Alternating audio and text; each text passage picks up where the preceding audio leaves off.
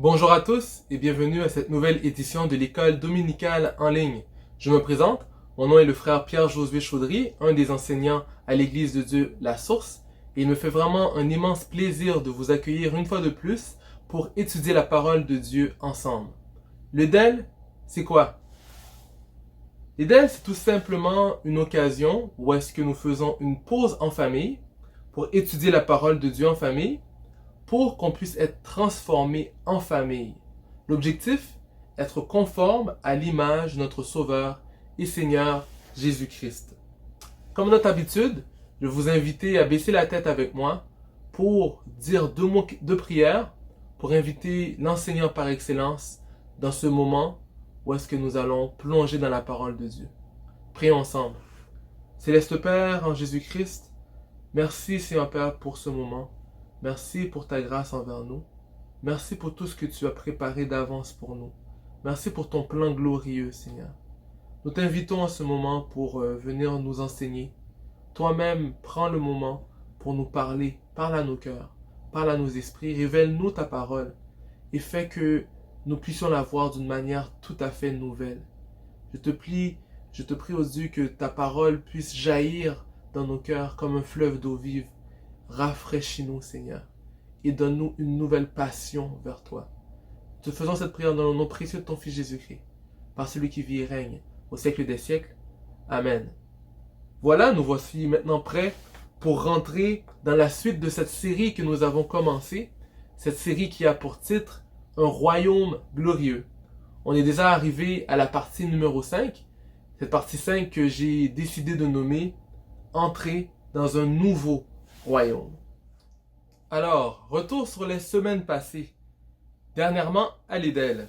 Ce que nous avons vu au cours des 4 dernières leçons, c'était une mise en contexte sur le royaume de Dieu et la gloire de Dieu. Pour commencer, dans la première leçon, on avait défini le royaume de Dieu. On avait défini le royaume de Dieu, on avait donné une définition du royaume et on avait fait comprendre que la différence entre le royaume de Dieu et tous les autres royaumes, c'est qu'il était un royaume éternel. Le royaume de Dieu définissait le règne de Dieu, la volonté de Dieu. Dans la deuxième leçon, on était rentré plus en détail dans la définition de la gloire. On avait vu 3 mots pour voir la gloire de Dieu. Kabod, qui est le poids, la valeur. Shekinah, qui est la présence de Dieu. Doxa, qui est la réputation. Après ça, on avait vu dans la 3e leçon, rechercher la gloire. L'importance de rechercher la gloire de Dieu, c'est un retour vers notre état initial, parce qu'on avait été créé dans la gloire de Dieu, et notre quête, c'était de retourner à la manière que Dieu nous avait créé, la gloire de Dieu. Finalement, dans la 4e leçon, on avait vu que, comme on avait été créé dans la gloire, l'objectif, c'était aussi la gloire. Pour boucler la boucle, l'objectif final, c'était la glorification. Or, si nous sommes enfants de Dieu, nous sommes aussi héritiers. Héritiers de Dieu et co-héritiers de Christ. Si toutefois nous souffrons avec lui, c'est afin d'être glorifiés avec lui. Romains 8, le verset 17. Donc pour aujourd'hui, j'aimerais tout simplement avoir une discussion, un partage sur un mot qui m'est venu à l'esprit pour parler du royaume glorieux ou bien plus spécifiquement, entrer dans un nouveau royaume. Pour ce faire, je vais plutôt parler de 3 versets et puis on va essayer de comprendre c'est quoi entrer dans le royaume de Dieu.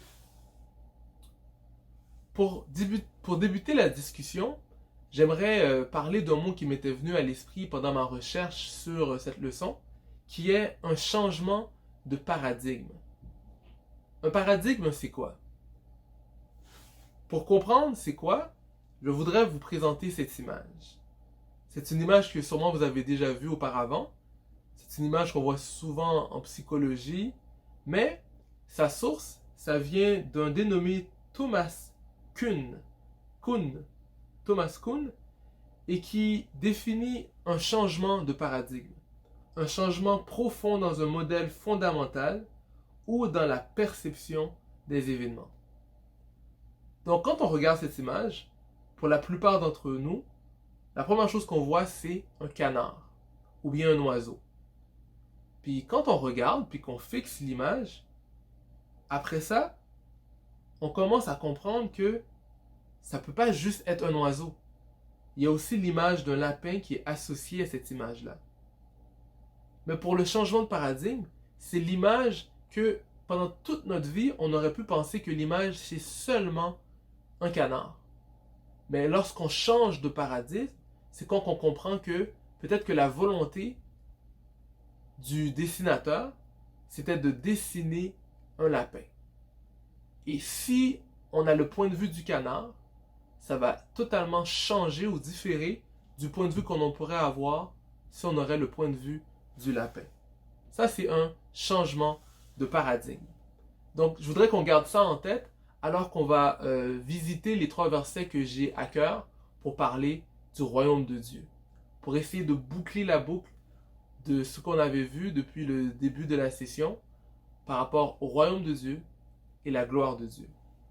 Jean 3, verset 5 nous dit, « Jésus répondit, en vérité, je te le dis, si un homme ne naît d'eau et d'esprit, il ne peut entrer dans le royaume de Dieu. » Un royaume d'en haut. Donc là, je voudrais prendre le temps de vous remettre un peu en contexte. C'est Nicodème qui vient voir Jésus de nuit. Nicodème qui est un docteur de la loi. Et il commence en reconnaissant Jésus comme un docteur de la loi. Parce qu'il dit qu'il fait des miracles, de grandes choses. Il doit venir de Dieu.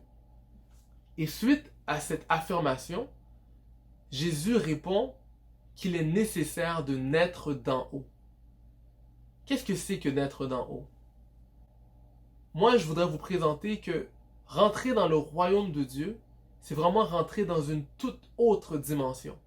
C'est de comprendre la vie sous une toute autre perspective, d'avoir un tout nouveau point de vue. Pour comprendre ce point de vue-là, j'aimerais ça qu'on regarde cette image-là. À gauche, on a le point de vue de la fourmi. Tout ce qu'il voit, c'est le ciel et comment que les fleurs, les tulipes sont immenses à ses yeux. Ils sont grands, ils sont insurmontables. C'est la plus grande chose qu'il a dans sa vie. De l'autre côté, je voudrais qu'on voit un point de vue d'en haut, de l'espace. On voit la planète dans toute sa globalité. Donc c'est dans cet état d'esprit que je voudrais réfléchir que quand on rentre dans le royaume de Dieu, on quitte le point de vue de la fourmi pour voir la terre entière et le point de vue de Dieu dans le deuxième point de vue. Le point de vue venant d'en haut. Le deuxième verset que j'ai pour vous se trouve dans Matthieu 6, verset 33. C'était notre texte d'or pour toute la durée de cette série. Matthieu 6, verset 33. Préoccupez-vous d'abord du royaume de Dieu et de la vie juste qu'il demande. Et Dieu vous accordera aussi tout le reste. Donc là, je voudrais raccorder ce verset-là avec la thématique qu'on a vue plus tôt, changer de point de vue. Si on change notre point de vue et qu'on accorde la priorité au royaume de Dieu ou bien au règne de Dieu, à la volonté de Dieu, comment est-ce que notre vie changerait? Comment est-ce que notre vie serait différente? Donc, si on change de priorité, si on se préoccupe d'abord du royaume de Dieu et de la vie juste que le royaume de Dieu demande, alors là, tout ce qu'on va demander, tout ce qu'on va avoir de besoin dans la vie terrestre nous sera donné. Donc là, il faut vraiment changer de point de vue, changer de perspective dans le royaume de Dieu, rentrer dans une dimension céleste et laisser de côté la dimension terrestre. Le dernier verset que j'ai pour vous se retrouve dans Jean 18, verset 36. Jésus parle et dit, « Mon royaume n'est pas de ce monde, répondit Jésus. Si mon royaume était de ce monde, mes serviteurs, ou bien mes disciples, auraient combattu pour moi, afin que je ne fusse pas livré aux Juifs, mais maintenant, mon royaume n'est point d'ici-bas. » Donc encore une fois, je trouve que dans ce texte-là aussi, Jésus nous invite à changer de perspective, à changer de paradigme pour qu'on puisse comprendre les choses du point de vue du royaume de Dieu. Pour mieux comprendre ce texte-là, j'aimerais ça qu'on fasse l'exercice, vu qu'on est dans une étude de la Bible, d'encore une fois rentrer dans les mots strong. Je vous rappelle que les mots strong, c'est un outil utilisé en recherche biblique pour utiliser le mot original grec, vu qu'on est dans le Nouveau Testament. Le Nouveau Testament, on sait que ça a été écrit en grec, pour comprendre que le mot royaume qui a été utilisé dans ce texte-là, dans le texte de Jean 18, verset 36, c'est le mot basilia. Basilia. Donc, c'est le mot Strong 392. On va faire une petite recherche pour mieux comprendre qu'est-ce que veut dire ce mot-là. Basilia, ça veut dire royaume, souveraineté, pouvoir royal. Donc, on peut voir ici le mot original dans sa forme en grec et l'énonciation phonétique qui est basilia, basilia.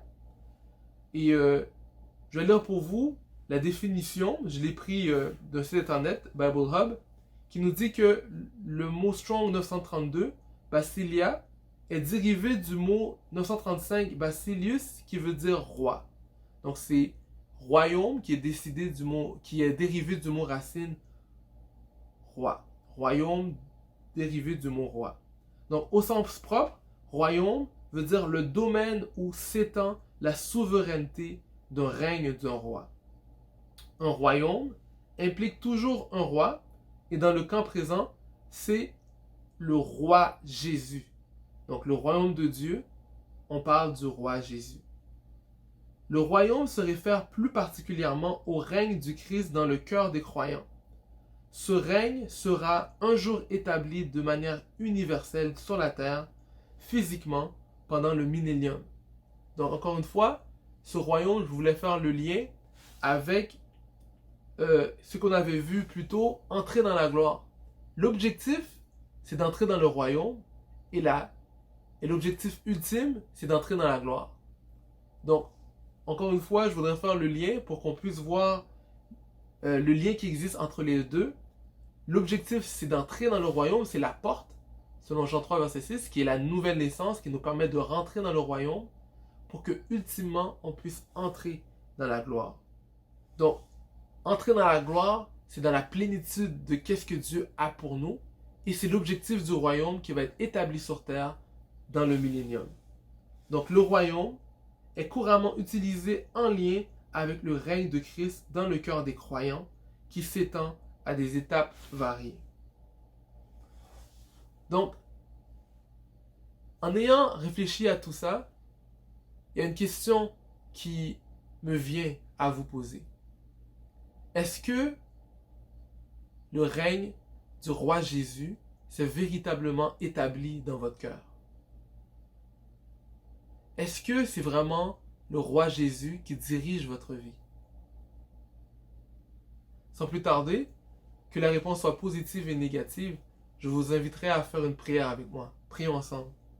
Céleste Père en Jésus-Christ, merci pour cette leçon. Merci pour ce moment que tu nous permets de réfléchir sur le royaume de Dieu, le règne de Dieu dans nos vies. Nous te demandons, oh Dieu, de nous faire la grâce de vraiment régner dans nos cœurs. Fais-nous la grâce de nous soumettre à ta volonté pour que ta royauté, ton royaume et ta gloire puissent vraiment être reflétés dans nos vies. Nous te disons merci de ce que tu règnes. Merci, Seigneur Père, de ce que, par ton sacrifice, tu nous donnes accès à ton royaume. Fais-nous la grâce de véritablement vivre ton royaume. T'en prions dans le nom de ton Fils Jésus-Christ, par celui qui vit et règne au siècle des siècles. Amen. Voilà tout ce que j'avais pour vous aujourd'hui. J'espère que vous avez apprécié. Merci de m'avoir écouté. Bon dimanche.